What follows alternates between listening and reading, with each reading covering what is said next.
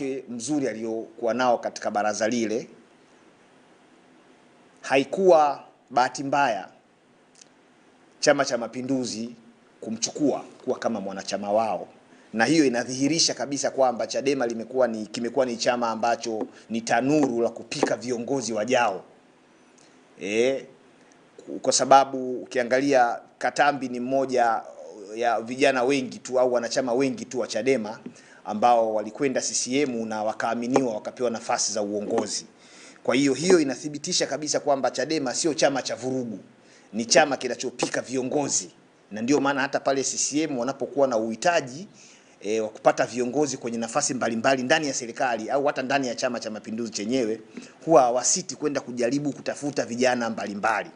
Kwa hiyo Katambi kihistoria ni mtu ambaye katokea Chadema, kapikwa, kaiva mpaka kaaminiwa kwenda kuwa waziri wa mambo ya ndani ya nchi. Sio kwamba kule CCM hakuna wanachama wa CCM ambao wanaongeza kuwa mawaziri katika wizara mbalimbali ikiwemo hiyo wizara ya mambo ya ndani, lakini ni kwa sababu uwezo aliokuwa nao kutoka huko Chadema alipokuwa ni mkubwa mno kuliko wana CCM wengi ambao aliwakuta pale. Ndio maana rais akamwamini akampa hiyo nafasi, na amempa nafasi muhimu sana. Nafasi ya waziri wa mambo ya ndani ya nchi inapaswa kushikwa na mtu ambaye sio tu anajua siasa, ni mtu ambaye anajua pia sheria na kuzitumia hizo sheria ili kuweza kuleta ustawi katika nchi. Kujua sheria sio kusema tu kwamba nimesoma sheria. Kujua sheria ni kuzitafsiri sheria katika matendo yako ikiwemo kauli, ili hayo matendo yaweze kupata uhalali mbele ya jamii, kwamba ni matendo ambayo yanatokana na sheria au yanatokana na katiba.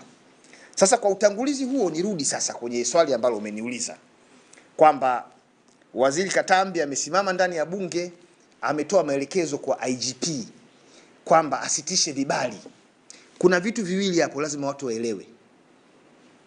Watu wanapaswa kuelewa mamlaka ya waziri juu ya IGP. Lakini pili, wanapaswa kuelewa mamlaka ya jeshi la polisi kuhusiana na swala zima la mikutano ya hadhara inayotakiwa kufanywa na vyama vya siasa. Mtu pekee katika nchi hii kwa mujibu wa katiba ibara ya 33 ibara ndogo ya kwanza ambaye anaweza akayaamrisha majeshi, na ninaposema majeshi yameundwa na katiba chini ya ibara ya 147 ya katiba ya nchi yetu, yametajwa pale majeshi. Tuna jeshi la polisi, jeshi la ulinzi la wananchi wa Tanzania, jeshi la magereza.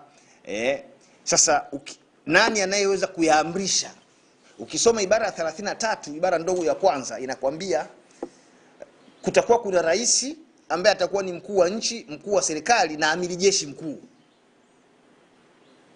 Kwa hiyo majeshi haya yanawajibika kwa rais inapokuja masuala ya kupewa amri kuhusu utekelezaji wa majukumu yao mbalimbali. Sasa kama katiba inasema kupitia ibara ya 33 ibara ndogo ya kwanza kwamba anayeweza kutoa amri kwa majeshi ni rais, moja kwa moja unaona kabisa kwamba Katambi alikuwa anaongea kitu ambacho hakijui ndani ya bunge. Na bahati mbaya kitu alichokiongea kinabaki kwenye kumbukumbu maalum za bunge ambazo zinaitwa Hansard, kwamba waziri anaenda kumpa amri ya IGP, kitu ambacho hana mamlaka hayo.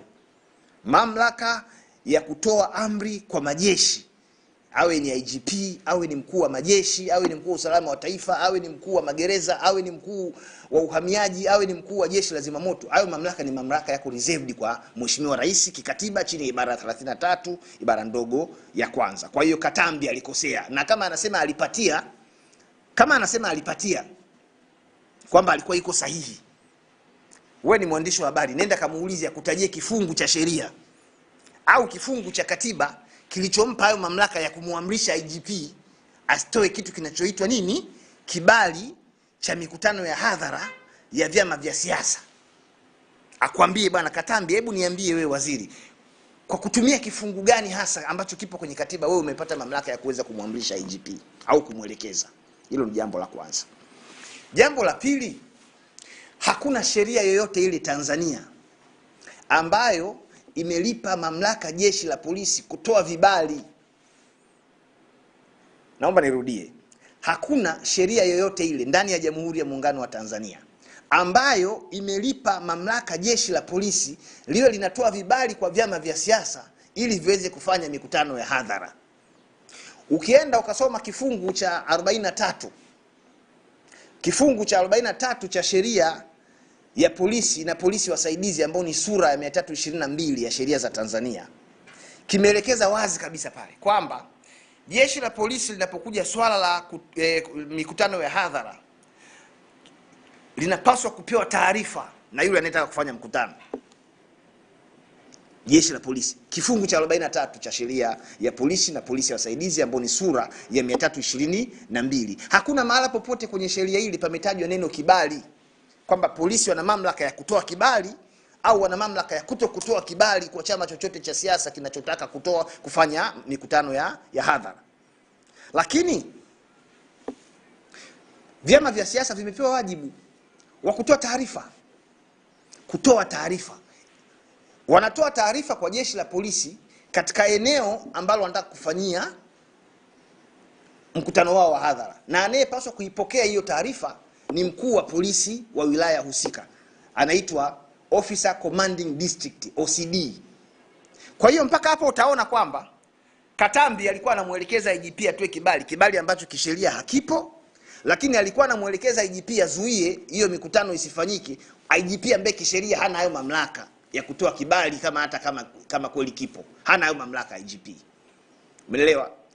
IGP mamlaka yake ni ya kiutawala kwenye kutunga sera kule makao makuu ya jeshi la polisi, ili jeshi liweze kujiendesha, kwa sababu muundo wa jeshi la polisi katika nchi yetu uko centralized, yani amri inatoka juu kushuka chini.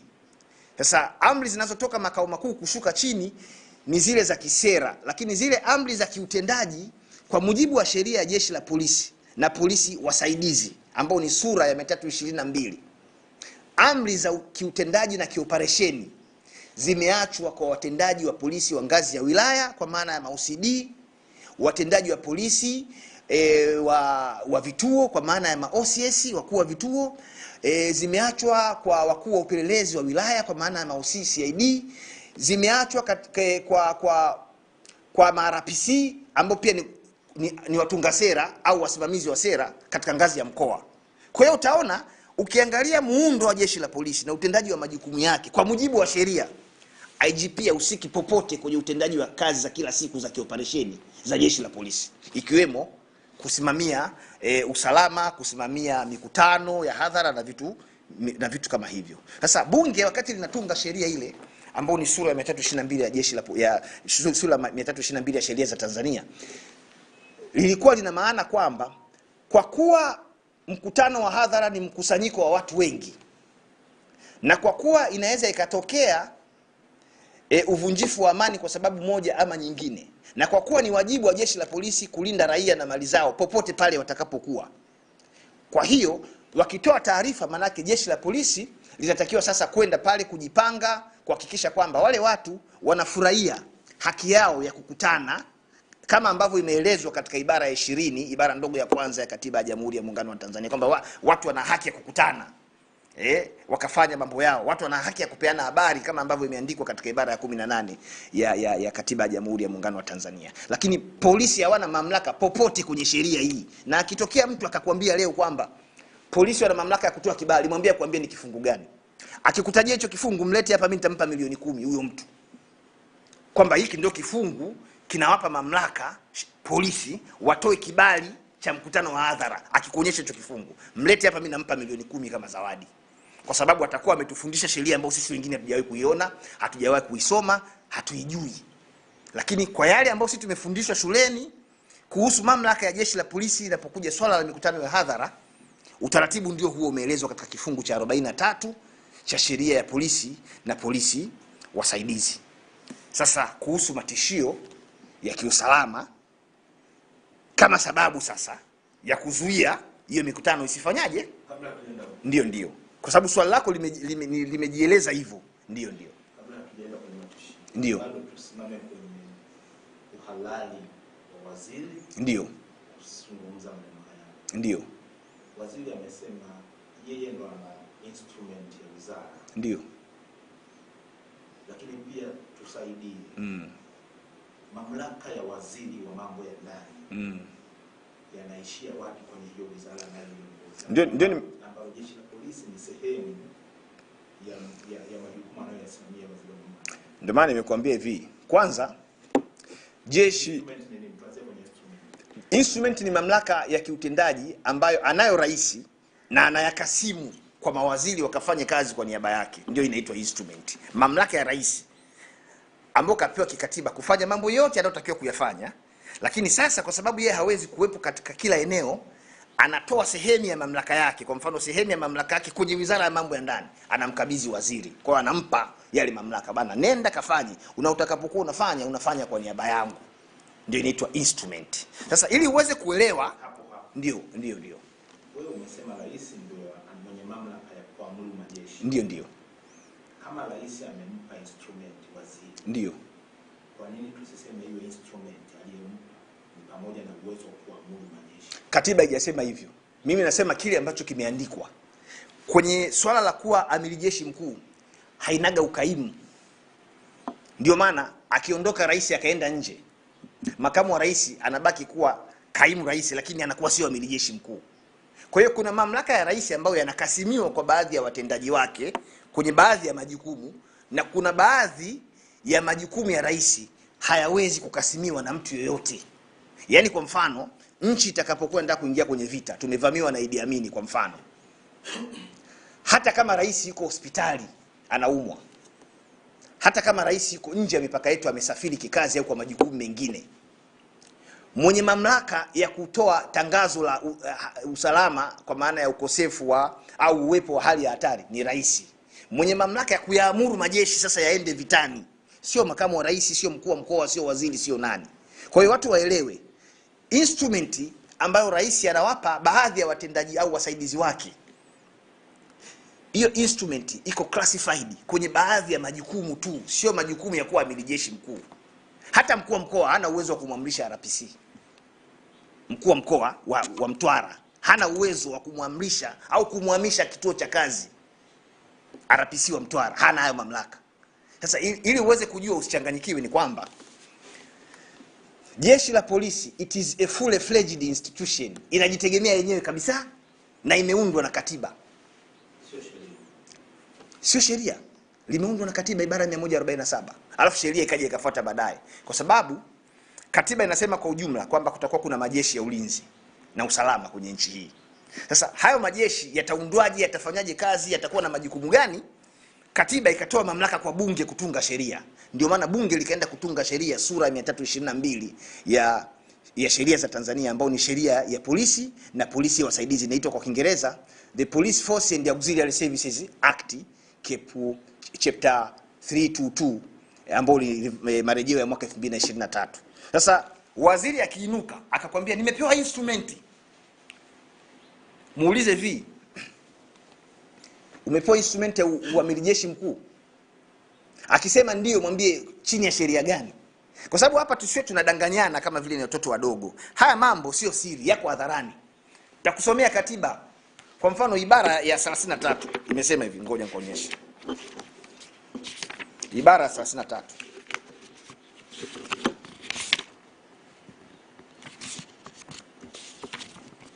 Ibara 33, ibara ndogo ya kwanza inasema kutakuwa na rais wa Jamhuri ya Muungano. Ibara ndogo ya pili, rais atakuwa amiri jeshi, rais atakuwa mkuu wa nchi, kiongozi wa serikali na amiri jeshi mkuu. Mwisho, ibara 33 imeishia hapo kuhusu ukuu wa majeshi. Yaani nani ndio mkuu wa majeshi? Hakuna mahala popote kwenye katiba hii pamesema rais anaweza sasa huu uamiri jeshi mkuu wake akaukasimisha kwa kupitia kitu kinachoitwa instrument kwa waziri wa mambo ya ndani au kwa mkuu wa mkoa. Amiri jeshi mkuu maana yake ni mtoa amri kwa majeshi. Sasa waziri hana hayo mamlaka. Na kwa kuwa swala la ukuu wa majeshi na uwezo wa kutoa amri ni swala la kikatiba limeandikwa hapa, waziri Katambi akwambie tu kwamba ni ibara gani ya katiba ambayo yeye imempa hayo mamlaka. Simple, sio tu kwanza kudanganyana hapa. Yaani kwamba anayefunue katiba asome. Mimi nimefunua, nimekwambia hapa. Rais ndio atakayekuwa amiri jeshi mkuu pamoja na mamlaka yake nyingine. Kwa mujibu wa katiba, ibara 33 ibara ndogo ya pili ya katiba inamtambua kama ndio amiri jeshi mkuu. Na hajaambiwa rais hapa aende akakasimu mamlaka ya uamiri jeshi mkuu kwa waziri. Rais amekasimu mamlaka yake ya ukuu wa wizara ya mambo ya ndani, ambalo sio wizara ya mambo ya ndani, sio jeshi. Wizara ya mambo ya ndani sio jeshi. Kwa hiyo masuala ya kutunga sera, masuala ya kusimamia mipango na utekelezaji wa mambo mbalimbali yanayotakiwa kufanywa na wizara, hayo mambo kapewa waziri. Kitu ambacho waziri hajapewa ni uwezo wa kuamrisha majeshi. Hajapewa hiyo, hana. Na akibisha aseme ni katiba gani ambayo yeye anaisoma ambayo sisi hatuijui, au ni kifungu gani cha sheria ambacho sisi hatukijui kinachompa hayo mamlaka, aseme. Hilo swali nadhani nitakuwa nimelijibu au nimeshalimaliza. Kama bado niulize la ziada ili niingie kwenye masuala ya usalama. Kwa hiyo ikitokea jeshi limetii maagizo ya waziri, ni nini kinatokea? Kwanza, mtu yoyote kwa mujibu wa ibara ya 26 ibara ndogo ya kwanza ya katiba ya Jamhuri ya Muungano wa Tanzania, mtu yoyote raia wa Tanzania na yoyote ambaye sio raia lakini yuko Tanzania kwa wakati huo, anapaswa kutii katiba na sheria za nchi. Ibara ya 26 ibara ndogo ya kwanza inasomeka hivi: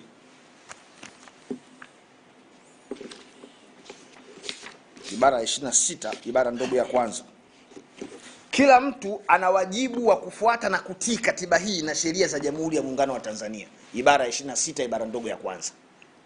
Kwa hiyo kile ambacho IGP au ofisa yoyote wa jeshi la polisi anapaswa kukitii ni katiba na sheria, sio maelekezo ya waziri ambayo hayatokani na sheria.